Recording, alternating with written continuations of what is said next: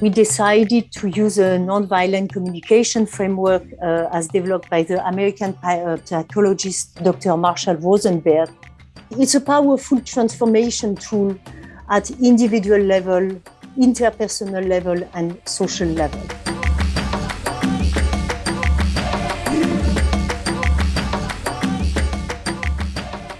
We started to train the women leaders and traditional elders on this, and we've seen many changes that some of them we didn't even foresee.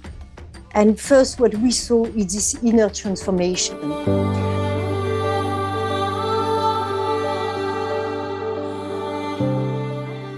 And we've seen all these changes in the ADR center with outcomes that they were taking much more the needs of women into consideration when solving disputes.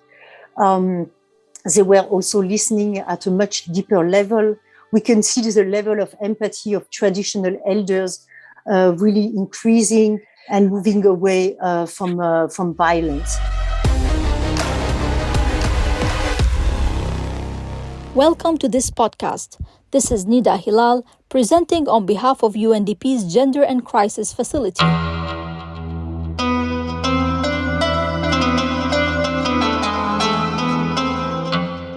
Through this podcast, we invite you to learn about UNDP's efforts to advancing gender equality, specifically in crisis and conflict-affected countries, through shedding light on the newly launched 10-point action agenda for gender equality in crisis settings, 10PAA.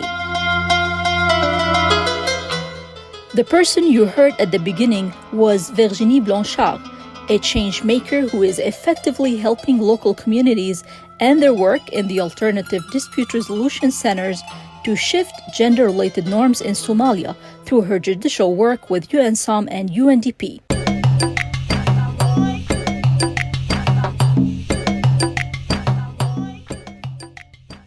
We cannot expect system to change if people operating the system don't undergo their inner transformation.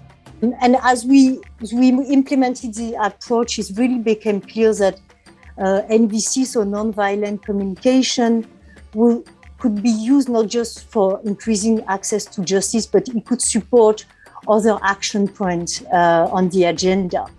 And for example, if we speak about building psychological resilience, we live in society in Somalia where there's insecurity on a daily basis. NVC was not directly about challenging traditional model of masculinities, but by building the empathy within traditional elders, by connecting them with their own feelings, needs. Actually, it led to a new kind of masculinity where actually compassion becomes a value.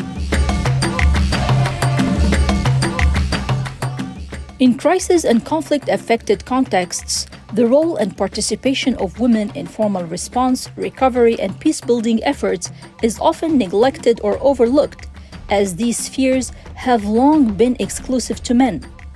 UNDP is working with communities and partners to build more inclusive societies so as no one is left behind.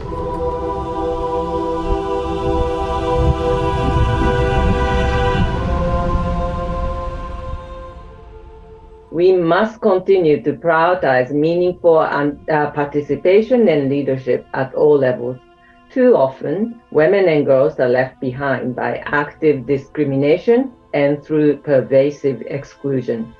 Marginalized groups, particularly youth, must be engaged end-to-end, from planning to monitoring.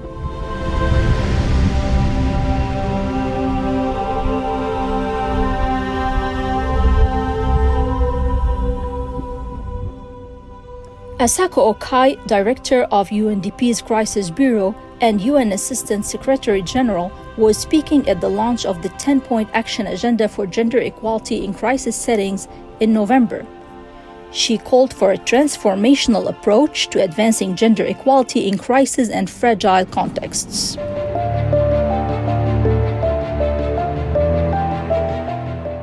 This is the time to renew our commitment to gender equality and to transform our approach to development in crisis. It is my great pleasure to present to you the 10-point action agenda for gender transformation in crisis, which UNDP has developed as a part of our new framework for development solutions for crisis and fragility. In short, UNDP's crisis offer.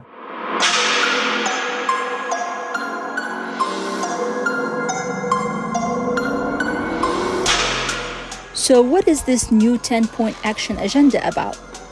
Let's hear from Anu Borre, Senior Gender Advisor to UNDP's Gender and Crisis Facility. The 10-point action agenda guides us to go beyond the technicalities and put people first, referring to women, men, youth, and those most left behind at the center of all of our engagement. Challenge the status quo of norms and support interventions that address patriarchal values and institutions. We need to address the norms that drive power imbalances and which feed conflicts and crises. Speaking of patriarchal values and existing norms that impact women's well-being and rights in general, especially when combined with crises and conflicts, Afghanistan comes to mind. Afghani women have suffered grave rights losses since Taliban took over the government in 2021. Mahbouba Seraj, a women's rights activist and journalist, reflects on this. The women of Afghanistan right now, we are in a very, we are not in a very good place. We are actually in a terrible place. We are being erased completely by the system that is running our country. We don't exist. They don't want to see us. They don't want to talk to us. Nothing. They don't want to hear anything about us. But we exist. There is about 19 to 20 million of us in Afghanistan. And if the population of Afghanistan is 40 million, we are half of it, which is 20. And not all of us left the country. Not all of us can leave the country. So we are going to be staying in Afghanistan.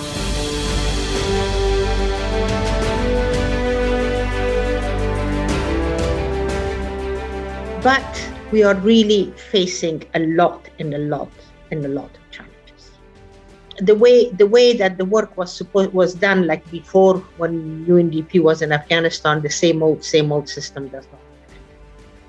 Because right now, at this point, is a reality that I want everybody to know, that the women of Afghanistan are the only force and power standing in that country, raising their voice, doing everything. They are the change makers of it.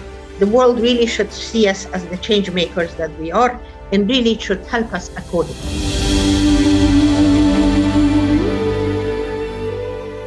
Another call for international support comes from Ukraine, where the war entered its 9th month. Maryna Bardina, a member of the Ukrainian parliament, shares the plight of her people, specifically women, while also flagging their important role in crisis response. We faced a new challenge today because of full-scale Russian invasion into Ukraine. And today we are looking for tools, for mechanisms, how to support survivors of sexual violence committed by Russian soldiers on our territories.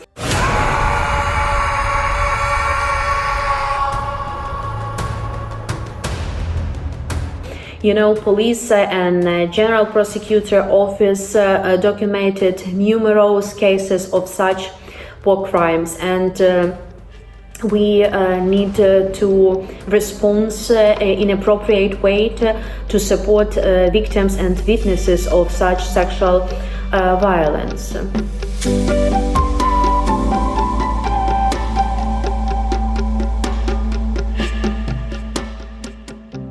I also want to mention a success story of Ukrainian government, where many women take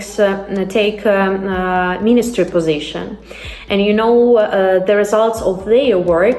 They help to us, like members of parliament, people from civil society, to have arguments, advocate for gender equality in different fields.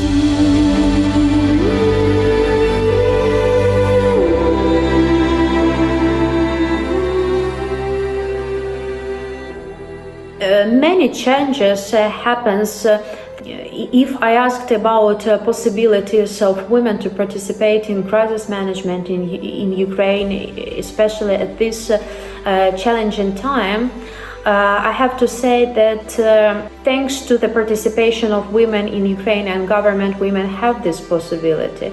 And I'm sure that women will actively participate in rebuilding of Ukraine. But again, we need this international support.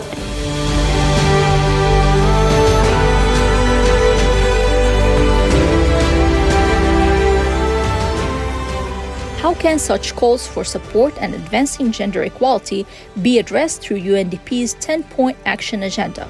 Is it through transformative programming interventions, better funding, upgrading policies, or else?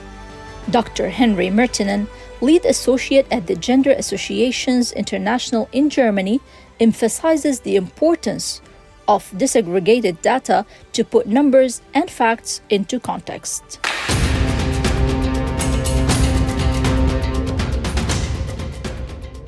The issue I want to focus on is how we can better use gender data for peace building needs and for understanding conflicts. And data really is, in my opinion, essential for integrating gender effectively and understanding the context that we're working in, not only in terms of sort of the analytical insights that it gives us, but also to make the really important political point that gender is essential to the way in which conflicts play out across the planet.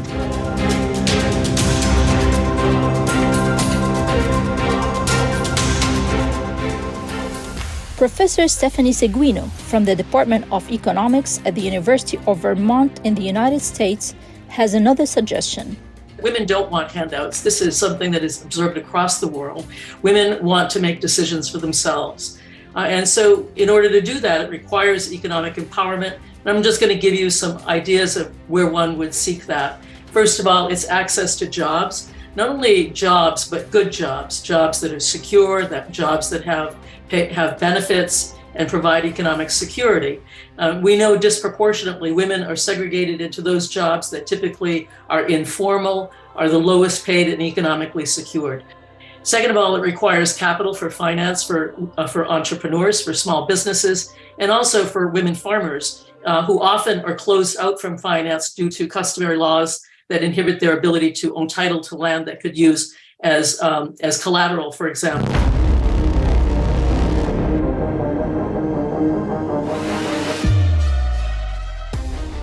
We cannot stress enough how important women's organizations are in these settings, armed conflict, crisis, war, disasters. They are the key to reach women and girls and also men and boys who are suffering, but they are also key to really tap women's leadership potential.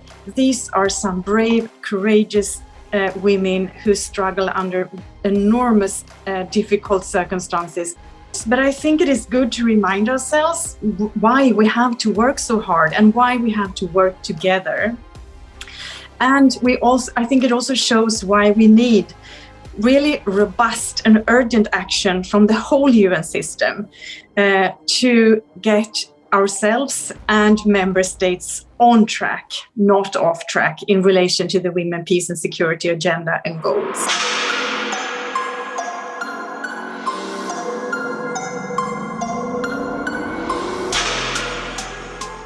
Wanted to just support the UNDP agenda that you are launching, declared your goals, and that you've shown your will to implement them and work towards a world where women's voices are seen as the important ones in conflict negotiations and in conflict solving all over the world, and where women have the right themselves to explain and claim their needs, their analysis, and their demands for rights.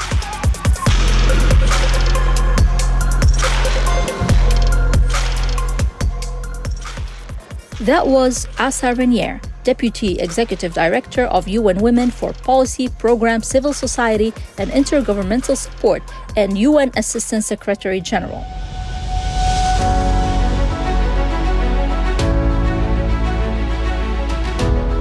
It has become crystal clear that urgent action is needed on multiple levels to achieve transformation in gender equality in crisis settings, from data collection and resource mobilization to stirring up political will and making bold policy decisions. But there are other key action points that UNDP advocates for. Here's again the director of UNDP Crisis Bureau, Asako Okai. We need to shift our attention to integrated systems-based solutions that drive a system change. We must strengthen and expand our partnerships. Driving a whole-of-system approach, whole-of-the-society approach requires a strong and mutually reinforcing partnerships at all levels, from local engagement to global cooperation. Global cooperation is critical to the successful implementation of the 10-point action agenda that will ultimately contribute to the fulfillment of the Women, Peace and Security agenda. Central in that engagement is viewing our partners, specifically those with least opportunities, as people with knowledge and agency. They have a lot to contribute towards achieving sustainable peace and development. Ano Bore, Senior Gender Advisor to UNDP's Gender and Crisis Facility, has more to say. As we know, gender equality drives crisis, and crisis further exacerbates the inequalities that we see in situations of conflict and crisis. Hence, there is only one way forward, and that is to address the root causes of that inequality.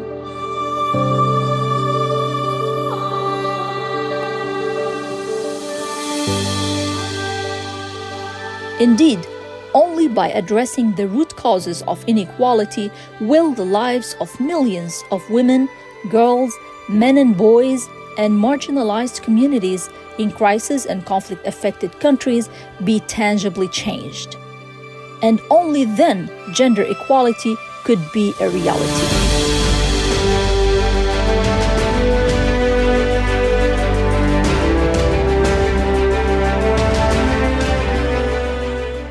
On this hopeful note, we close this podcast. Please take a moment to check and download the 10-point action agenda booklet at www.undp.org and consider advocating for gender equality in your community.